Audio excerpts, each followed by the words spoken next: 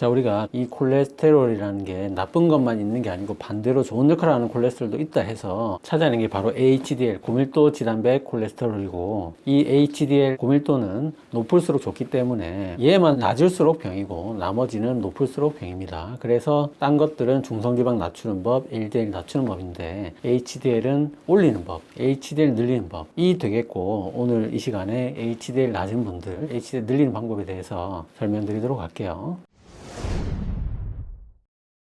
자, 안녕하세요. 운동한 데까지 닥터입니다. 자, 그래서 똑같이 우리가 국가검진을 하게 되면 이상지질혈증이라는 굉장히 긴 이름의 고지혈증 수치를 받게 되고, 이게 심지어 4가지나 돼요. 이 중에서 우리가 총 콜레스테롤은 볼 필요가 없고요. 저밀도가 가장 중요하긴 하지만 오늘은 고밀도 콜레스테롤에 대해 살펴볼 거고, 요 3가지 중에 2가지는 높을수록 병인데 앞서 설명드린 대로 고밀도는 낮을수록 병이에요. 높아야 좋은 겁니다. 많아야 돼요, 우리 몸에. 그래서 얘 때문에 고지혈증이라고 못 부르고 이상지질혈증이라는 굉장히 긴 이름으로 부르게 됐어요. 그래서 얘는 기준이 굉장히 간단합니다. 요 3개 중에 가장 쉬워요. 40보다 낮으면 안 좋은 거고 60보다 높으면 좋은 거예요. 그래서 2가지 기준만 가지고 있습니다. 그래서 우리 몸의 지질을 지방과 콜레스테롤로 크게 나눴을 때 콜레스테롤은 저밀도와 고밀도 2가지 종류가 있고, 요 5가지 지단백 중에서 파란 입자들이 콜레스테롤이라고 봤을 때 요 4가지 입자에 있는 콜레스테롤은 전부 다 우리 몸의 혈관에 해로움을 끼치는데, 요 고밀도 안에 있는 콜레스테롤은 혈관에 있는 걸 가지고 가는, 혈관 입장에서는 좋은 일을 하는 거예요. 혈관 입장에서 얘기하는 겁니다. 물론 콜레스테롤 우리 몸의 세포에 전부 다 필요한 물질들이긴 해요. 그래서 간에서 콜레스테롤을 LDL이라는 트럭으로 합성을 해서 콜레스테롤 필요로 하는 말초세포에 나르게 되고, 그 세포에서 쓰고 남은 콜레스테롤을 수거해 가는 게 HDL 빈 트럭에 해당이 돼요. 그래서 이 애들이 이렇게 요 역할만 하면 우리 몸에서 문제될 게 하나도 없는데, 요 LDL이 너무 많아지게 되면 잉여 LDL 콜레스테롤 수송 트럭이 혈관에 가서 때려박아서 죽상 동맥경화를 일으키게 됩니다. 그래서 이 HDL은 세포에서 쓰고 남은 것도 수거해 가지만 이 혈관에 때려박혀 있는 콜레스테롤도 수거해 가요. 그래서 좋은 콜레스테롤 이름이 붙었고,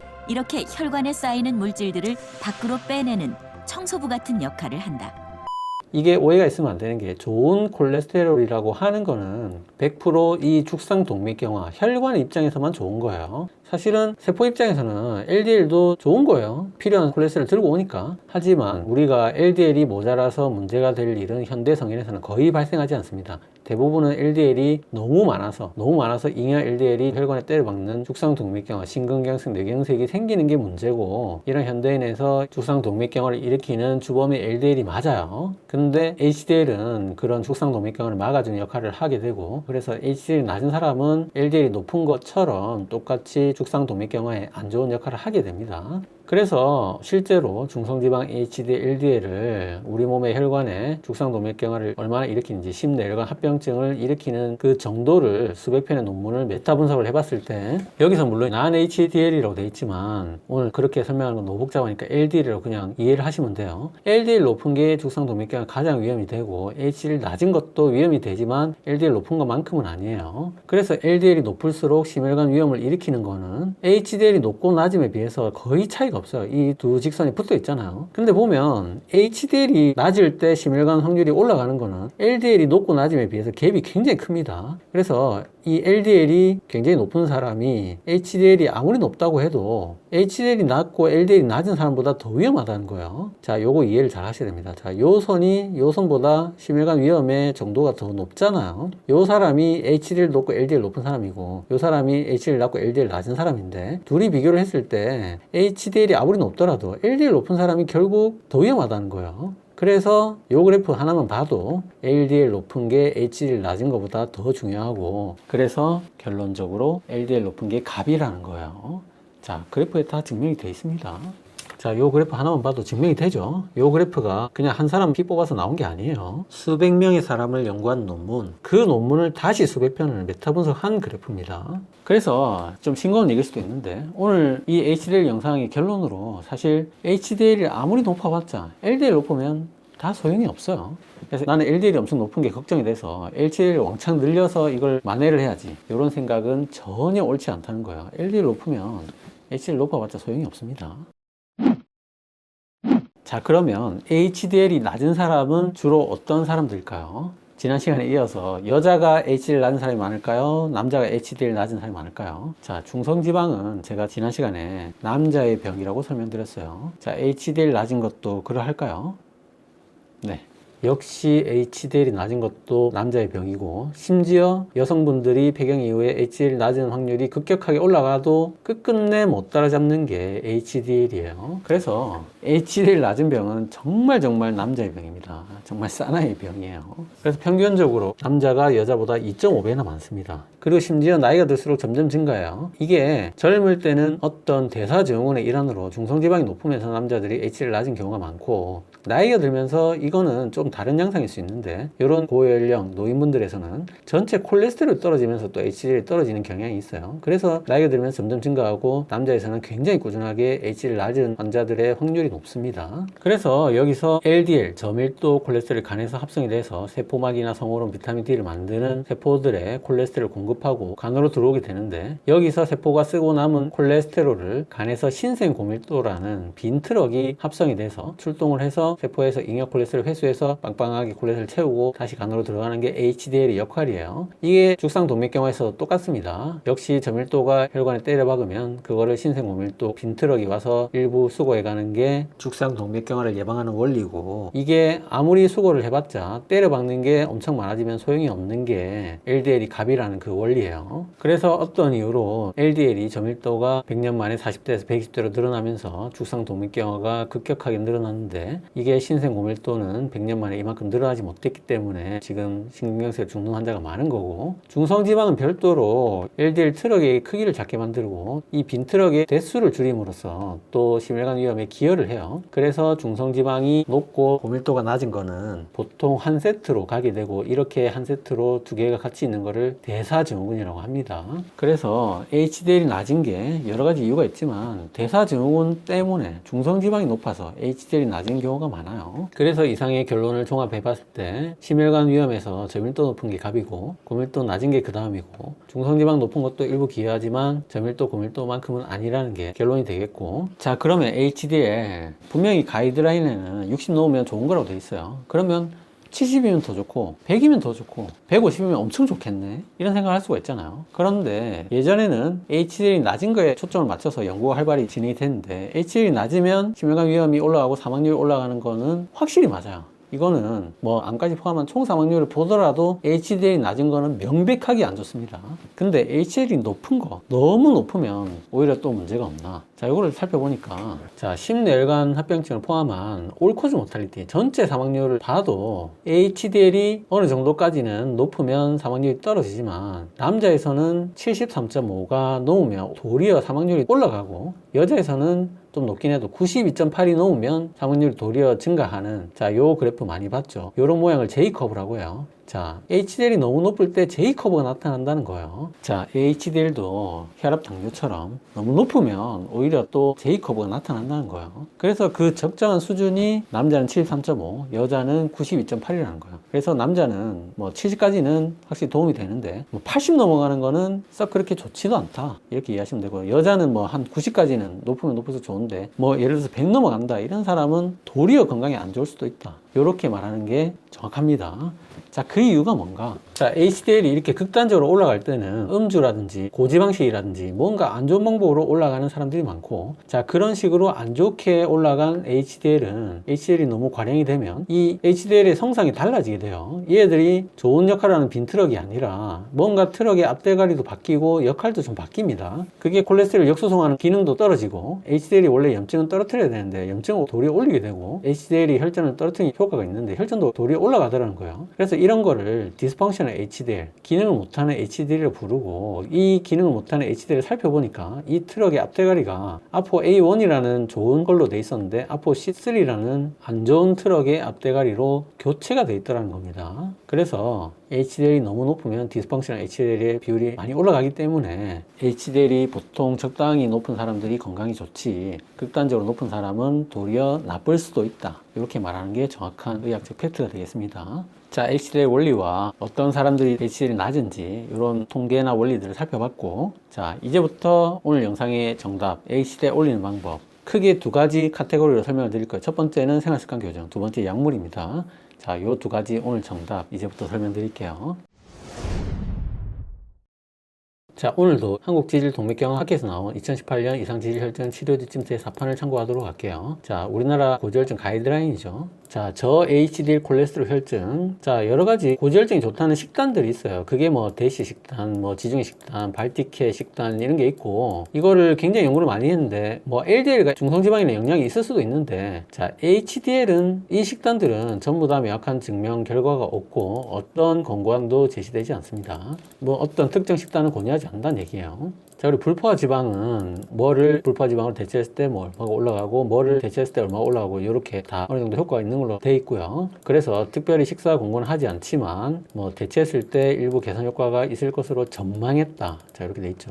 자, 그리고 포화 지방. 자, 요거 자 굉장히 말하기 조심스러운데, 자, 이 가이드라인 진료 지침에는 포화 지방을 낮췄을 때 별로 의미 있는 효과가 없었다 이렇게 나오고 있어요. 그러니까 포화지방을 적게 먹는 거를 기본으로 하고 적게 먹었을 때 짜다리 뭐 HDL이 오른 효과 크게 없네 이렇게 진료 지침에서 얘기하고 있습니다. 근데 포화지방을 많이 먹는 식단이 있죠. 자, 문제의 그 식단이 있습니다. 근데 심지어 문제는 뭐냐면 포화지방을 많이 먹으면 HDL이 올라갑니다. 자, 그런데 그것보다 더 큰 효과로 LDL이 올라갑니다. 그래서 특정 식단에서 HDL을 올리기 위해서 포화지방을 많이 먹는 거는 우리나라 학회 가이드라인에서 생각도 안 하고 있고, 저 개인적으로도 또 실제로도 포화지방을 많이 먹어서 HDL 올리는 거는 절대로 권하지 않습니다.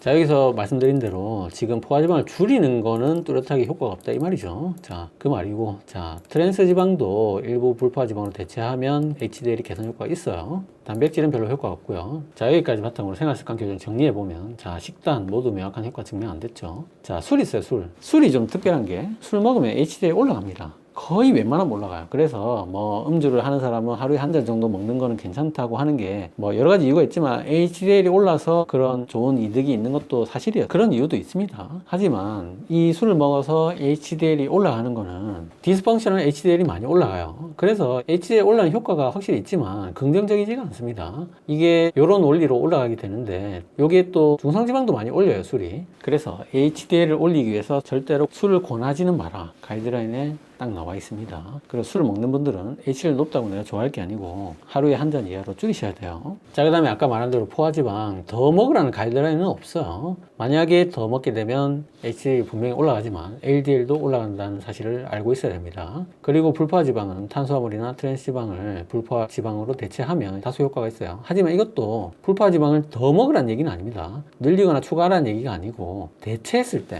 내가 고기 먹을 걸 생선으로 대체한다든지 밥을 좀 줄이고 생선이나 견과류를 늘린다든지 그랬을 때 HDL을 올리는 효과가 있다는 거지, 밥 먹고 고기 먹고 다 먹고 생선이나 견과류를 추가해서 먹으라는 얘기가 아니에요. 자, 그런 뜻은 절대로 아닙니다. 자, HDL과 운동. 자, 운동도 사실 여러 가지 메타 분석에서 연관이 있다는 결과가 없다는 결과가 상존하고 있어서 약간 논란이 있어요. 운동은 효과가 확실치는 않아요. 하지만 매우 긍정적입니다.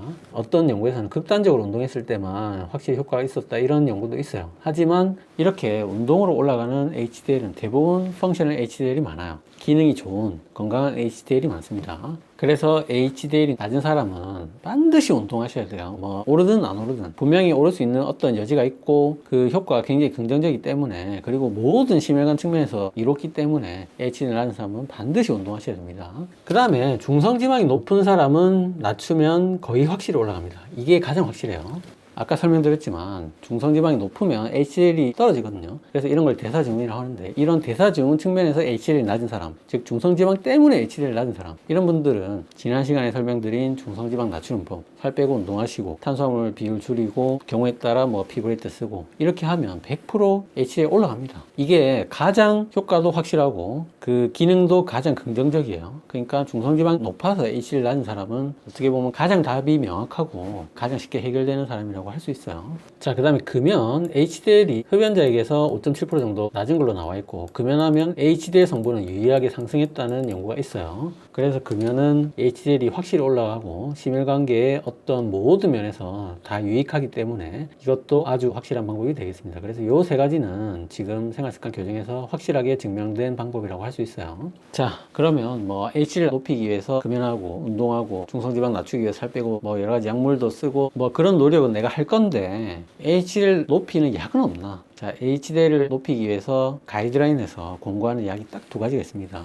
자, 이제 많은 분들이 바로 예상하시겠죠. 자, HDL 올리는 약. 여러분들은 이미 정답을 알고 있습니다. 자, HDL을 높이기 위해서 약물 치료를 고려하는 경우에 기본 약제는 자, 스타틴하고 피브레이트입니다. 자, 그래서 스타틴이 참 별일 다 하죠. 자, 뭐 혈관 건강에 모든 면에서 도움이 되고 LDL 떨어뜨리는 기본 효과도 있는 데다가 HDL도 올라가요. 참 신기한 약이죠. 그래서 방금 가이드라인 보신 것처럼 스타틴과 피브레이트를 추천합니다. 하지만 스타틴은 기본적으로 LDL을 낮추는 약이에요. 그래서 HDL 낮은 것 단독으로는 절대로 추천하지 않아요. LDL 기준에 맞춰서 HDL이 낮고 LDL이 높은 사람을 우선으로 합니다. 그리고 피브레이트도 역시 HDL 낮은 것 단독으로는 약을 쓰지 않습니다. 이거는 기본적으로 중성지방 낮추는 약이고 중성지방이 높으면서 HDL이 낮을 때 중성지방 기준에 따라서 약을 쓰게 됩니다. 이 두 약은 추천하게 되고요. 그 외에 굉장히 여러 가지 약들이 HDL을 높이기 위해서 연구가 됐어요. 그 중에서 요즘에 광고에 굉장히 많이 나오는 폴리코사놀이라고 있습니다.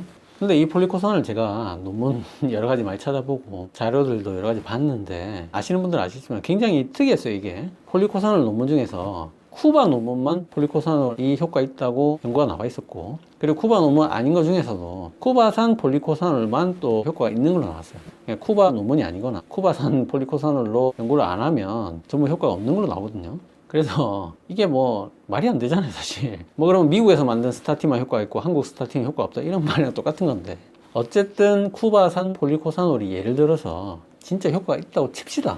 진짜 AC에 올라간다고 칩시다. 만약에 효과가 있다고 하더라도 이게 지금까지 말씀드리지만 HDL이 올라가는 것만으로 약을 써야 되는 증거가 되진 않아요. 반드시 이 HDL이 올라서 심혈관 예방이 된 것까지 증명이 돼야 이 폴리코사놀 쓸만한 이유가 되는 겁니다. 그래서 스타틴이나 피브레이트는 사실 HDL을 올리기도 하지만 이 HDL을 올려서 심혈관 예방을 하는 효과가 다 증명이 돼 있어요. 그러니까 쓰는 거고, 그러니까 추천하는 거예요. 근데 폴리코사놀은 효과 자체도 불분명한데 효과가 100% 있다고 장담을 해도 사실 심혈관 예방이 돼야 쓸 수 있는 거예요. 앞에서 봤듯이 고지방식이나 뭐 술이나 이런 것도 HDL 올라갑니다. 하지만 디스펑셔널 HDL 올라가기 때문에 수치만 늘려봤자 심혈관 예방이 전혀 되지 않아요. 그래서 술도 줄여야 되고 고지방식이도 하면 안 되는 건데, 폴리코사놀도 뭐 디스펑셔널 HDL 올라간다 제가 그런 얘기는 아니지만 반드시 어떤 이유든 HDL 올려서 심혈관 예방이 되는 것까지 증명이 돼야 그 다음에 쓸 수 있는 거예요. 자, 오메가3. 자, 오메가3는 음식으로 먹을 때는 일부 효과가 있고, 자, 이거는 약을 얘기하는 거예요. 약으로 먹는 오메가3는 펑션이 좋아진다고 해요. 그러니까 오메가3 알약은 확실히 HDL의 기능이 좋아집니다. 수치를 떠나서. 근데 문제는 얘는 수치 올리는 그 효과가 크지 않고, 그리고 LDL도 같이 올라가요. 그러니까 우리가 완벽하게 권하기도 어렵고, 그 다음에 CETP 저해제라고 대놓고 HDL만 올리는 약이 있습니다. 자, 이런 약을 연구한 논문이 몇 편 있어요. 그렇게 HDL 약으로 강제로 올려봤는데 확실히 HDL은 올렸지만 이게 심혈관 예방을 못했어요. 자, 보시면 CETP 이니비터, CETP 저해제 논문 3개를 메타 분석했을 때 심혈관 예방을 전혀 하지 못하는 그런 효과가 있었고, 자, CETP 저해제가 심혈관 예방을 했다는 그런 연구에서도 LDL이 떨어지면서 심혈관 예방이 됐지, 이 약에 의해서 HDL 올린 거는 영향이 없었다, 이렇게 연구가 나왔거든요. 그래서 이 약은 전혀 심혈관 예방을 하지 못하는 걸로 그렇게 결과가 나왔고, LDL이 갑이라는 것만 결국 확인한 거예요. 그리고 아포A1이라고 HDL 빈 수송 트럭의 차 앞대가리, 요거를 주입해가지고 HDL을 올리면서 심혈관 예방을 하는 그런 연구도 있습니다. 이것도 여러 가지 동물 연구나 임상 연구를 하고 있지만 아직까지는 뭐 가시적인 성과는 없어요. 나중에 뭐 이게 효과가 있다는 연구가 나올 수도 있겠죠. 그리고 자, 나이아신. 비타민 B 종류 중에 나이아신이라는 약이 있고, 이게 1970년대 스타틴이 나오기 전까지 굉장히 고지혈증 치료제로 많이 썼어요. 이게 LDL 떨어뜨리는 효과는 굉장히 낮지만 HDL은 굉장히 많이 올려요. 근데 이 약을 뭐 심혈관 예방 효과가 처음에 일부 있는 걸로 생각을 해서 썼는데, 최근 연구에는 지금 스타틴이 뭐 너무 심혈관 예방을 줄이는 약으로 입증이 다 돼 있잖아요. 그래서 이 스타틴은 확실하니까 이걸 기본으로 깔고 여기에 뭐 나이아신을 붙여본다든지 피브레이트를 붙여본다든지 오메가3를 붙여본다든지 이런 연구가 많은데, 나이아신은 여기서 전혀 심혈관 예방에 추가적인 이득이 없었고 오히려 부작용만 많이 늘렸다, 그런 연구가 많이 나오면서 나이아신은 완전히 지금 거의 이제 의학에서는 사정이 됐습니다. 그래서 나이아신이 HDL에 올리는 효과가 가장 크지만 심혈관 예방에 추가적인 효과가 없고 부작용만 늘렸어요. 나이아신이 심혈관 예방을 뭐 여기서는 5% 정도 한다고 나와 있긴 하지만 스타틴이나 피브레이트에 비해서 너무 낮고 스타틴과 같이 썼을 때 추가적인 이득이 전혀 없기 때문에, 그리고 부작용이 굉장히 많아서 지금은 완전히 사정이 됐습니다. 자, 이게 무슨 말인지 이해를 잘 하셔야 돼요. 나이아신이 분명히 스타틴이 나오기 전 이렇게 75년도 논문을 보면 심혈관 예방을 하는 걸로 되어 있습니다. 하지만 스타틴이 나오고 나서는 이 스타틴의 심혈관 예방 효과가 너무 확정적이기 때문에 다른 약들은 이 스타틴을 쓴다는 전제하에 보조적으로 이렇게 애드온을 해서 추가적인 심혈관 이점이 있는지를 봐야 되는 이제 그런 상황이 됐어요. 그거를 포스트 스타틴 시대라고 합니다. 그래서 무조건 스타틴을 쓴다는 가정하에 여기에 나이아신을 붙여서 추가적인 이점이 있어야 나이아신을 쓸 수 있는 시대로 바뀐 거예요. 스타틴의 효과가 너무 압도적이기 때문에. 근데 그 애드온에서는 나이아신이 아무런 추가적인 이점을 못 보여줬기 때문에 지금은 나이아신이 거의 사장되다시피 했다는 겁니다. 만약에 스타틴이 없는 시대 같으면 나이아신은 약간의 심혈관 이점이 있기 때문에 지금도 써볼 수 있는 거고, 그래서 가이드라인에는 없지만 많은 논문에서는 아직도 HDL을 올리는 정립된 치료 3가지 중에 하나로 스타틴, 피브레이트에 이어서 나이아신을 꼽고 있습니다. 그래서 지금도 어떤 이유로 스타틴이나 피브레이트를 쓸 수 없는 환자라면 나이아신을 고려해야 한다는 그런 의학적 주장도 여전히 있습니다. 자, 그래서 생활습관 교정 그리고 약물 2가지 측면에서 굉장히 자세하게 알아봤고, 결론, 그냥 나 HDL 낮으니까 HDL 올리는 방법 결론만 말해달라. 자, 지금까지 내용 전부 종합 결론입니다. 자, 저 HDL 콜레스테롤 혈증의 최종 결론 첫 번째, 자, 음식에서 탄수화물이나 포화지방이나 트랜스 지방을 불포화 지방으로 대체하면 HDL이 오르는 일부 효과가 있습니다. 두 번째로, 운동과 금연은 논란의 여지가 없어요. 자, 운동과 금연은 HDL이 올라가는 효과가 일부 입증이 돼 있고, HDL을 올리는 효과 100% 빼더라도 심혈관 위험을 낮추는 그 효과가 어마어마하기 때문에 HDL이 낮은 사람은 반드시 운동과 금연을 하셔야 됩니다. 이거는 절대적이고 아무도 뭐라 할 수 없는 100% 진리예요. 자, 세 번째, 중성지방이 높아서 HDL이 낮은 사람, 즉 대사증후군이죠. 자, 이런 사람은 지난 시간에 설명드린 중성지방을 낮추는 여러가지 생활습관 교정과, 그리고 500이 넘는다든지 피브레이트에 정증이 된다면 중성지방 낮추는 약물인 피브레이트까지 고려를 해볼 수가 있어요. 그리고 마지막 네 번째, LDL이 높은 사람은 스타틴을 쓰면은 LDL이 떨어지면서 HDL도 오르게 돼요. 자, 요거 4가지가 확실한 방법이 되겠고, 그래서 이런 것들을 했을 때 HDL이 각각 얼마씩 올라가는가를 하나씩 살펴보면, 운동은 HDL이 5에서 30% 정도 올라가고요, 금연은 5% 정도, 중성지방이 높은 사람이 예를 들어서 뭐 체중 감량을 했을 때 5에서 20% 정도 올라갈 수 있고요, 그리고 피브레이트를 쓰면은 5에서 15% 정도, 그리고 스타틴은 5에서 10% 정도 올라갑니다. 그래서 여기 보면 이 확실한 방법 외에 밑에 있는 3가지가 사실은 오히려 훨씬 더 HDL이 많이 올라가는데, 이 밑에 많이 올라가는 이 3가지는 HDL은 많이 올라가지만 심혈관 이점이 거의 없거나 내지는 뭐 전혀 없는 그런 것들이 되겠고, 사실은 이 3가지 이외에도 굉장히 많은 HDL 올리는 약물들이 지금 시도가 되고 있어요. 지금 시도되고 있는 것들이 아까 말한 CETP 이니비터, 제조업 HDL 주입, 독재 HDL 주입, HDL 유사체, 힙파감마 아고니스트, BL 이니비터, 아포 A1 상승제, 액체 모듈레이터, FSR 아고니스트, FSR 아고니스트, 유전자 치료, 정말 이렇게 많은 HDL 올리는 약들이 있고, 이런 것들이 나와서 정말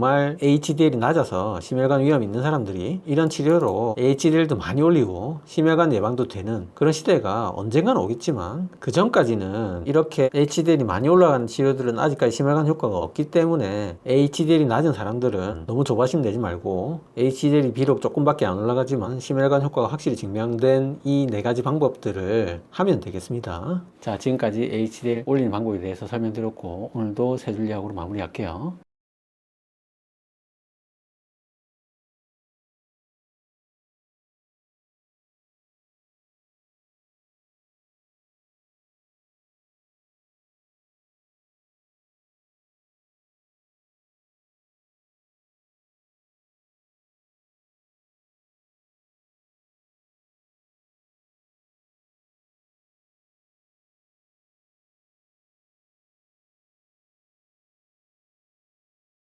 자, 오늘 영상 도움이 되셨나요? 도움이 되셨다면 구독은 여기, 관련 영상은 여기 봐주세요.